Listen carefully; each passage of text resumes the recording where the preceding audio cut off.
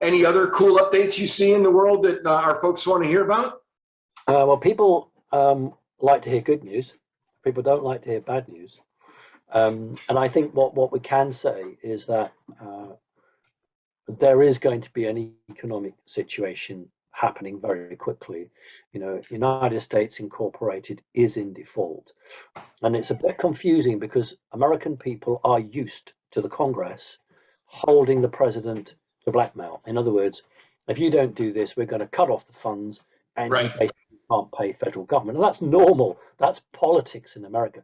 But what's happened this time, for the first time in America's history since, I don't know, 1781 or something like that, is that America has defaulted on its bond payments.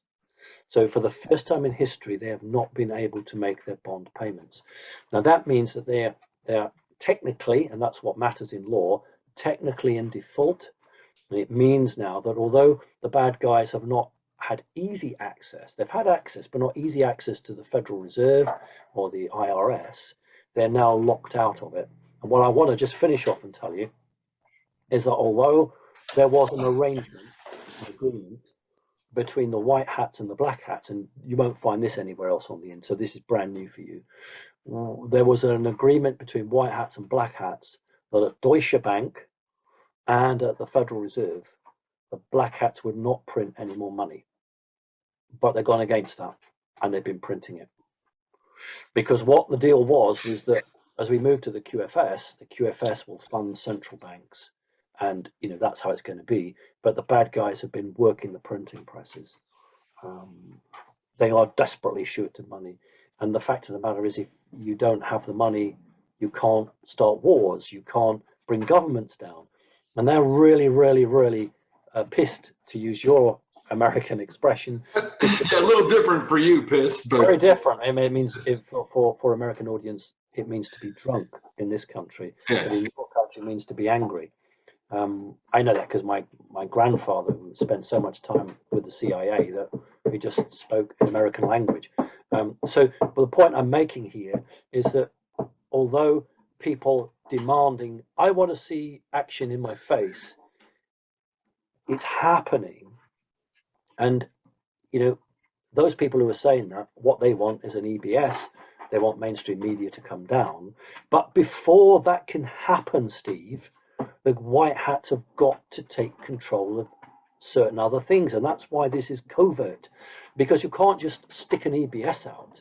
You have to have all the other dominoes sorted. Right. And we're 3/4 of the way there now. So just one more final push and people will get what they want. They'll get, you know, the resolve they need. It's coming, it's there.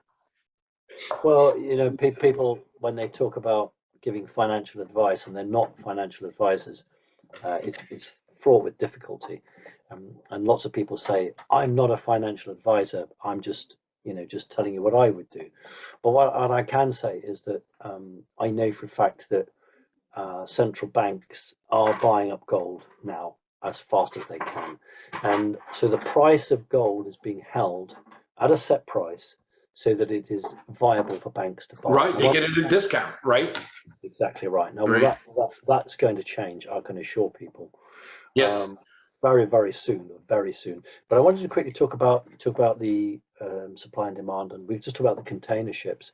Here in Great Britain, normally by October, it's full into Christmas, just like in America, I guess. The windows have Christmas trees in and Father Christmases and all the rest of it.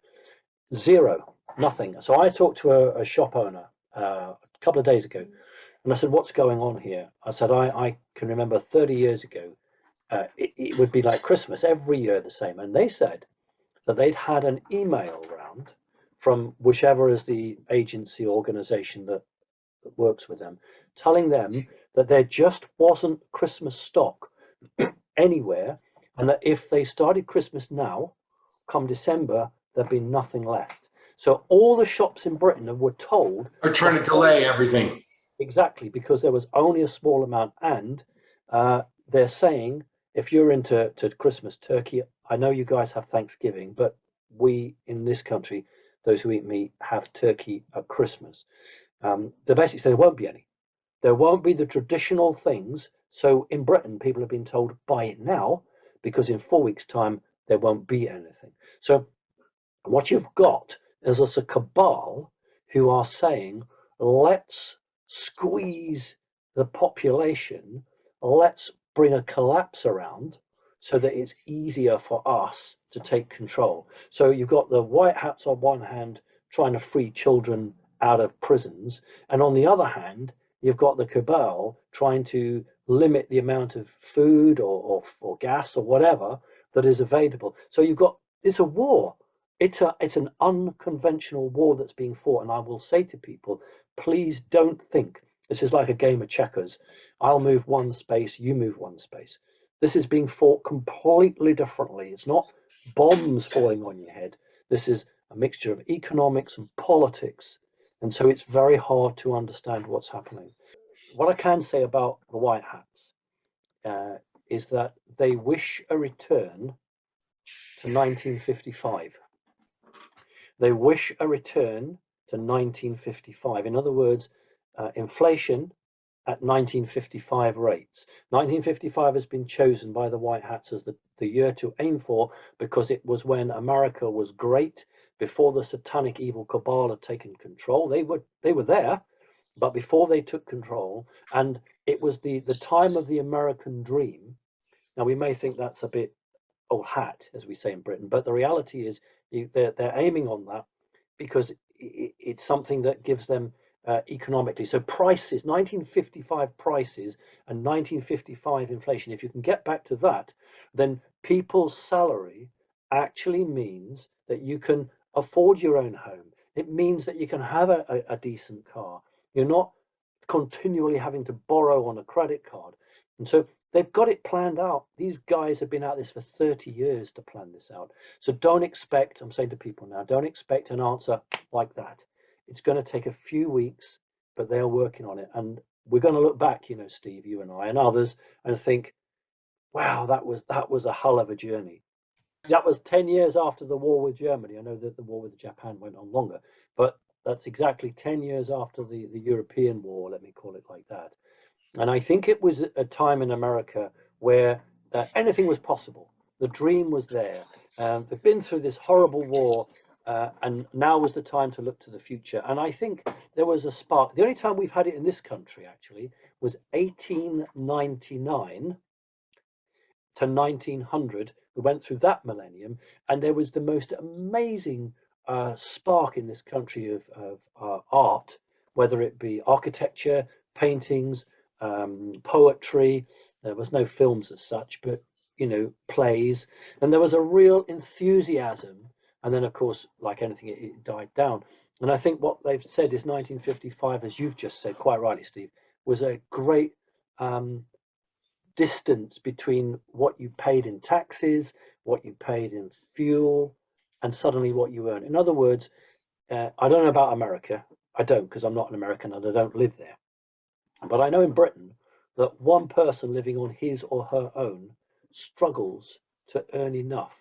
That's why people get together, two people together, because then they can survive.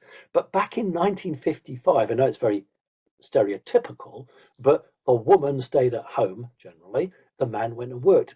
Forget the BS about the gender side of it. The reality here, my point is that one wage earner could afford to get a house and have a family because inflation wasn't destroying that wage earner's ability. Now, you've got to have two people, or you've got to be very lucky and have a really good job. Yeah. And it's terrible generally for most people who are living from day to day. And that's what's got to change. We've got to change it, Steve. We've got to actually enjoy living on this planet, not feeling that we're slaves. So just quickly, Steve, I want to show you how he's developed. I know you want to go. Hold on. I want to show you how he's coming along. He's getting bigger and bigger. There he is. Look at that guy. There he is. Look, he loves to say hello. You know, and just finally, we were out walking, a group of us, and I had him on a lead, and another person walking a dog came along, and this woman, she was in her 50s or 60s, and she stopped and she looked at him and she said, "What an odd looking dog." he looks like he's been knitted out of old bits of wool. She just walked off, and I thought I don't have to take because and another dog walker stopped 3 days later and looked at him and said, "That's the strangest dog I've ever seen," and then walked off. And I thought, well, he does have a little bit of character in those faces and the color of the hair around his eyes. There's a little bit of charm there. I don't know, but we have a thing in our country called Edwardian time, which is between 1901 and 1910. And if he had a monocle on his eye here and a little hat, and with his little chops here, he actually would look like an Edwardian gentleman. So, oh, my fantastic. It's nice to bring them on. Steve, lots of love. God bless. Thank you, my friend. You have a great day.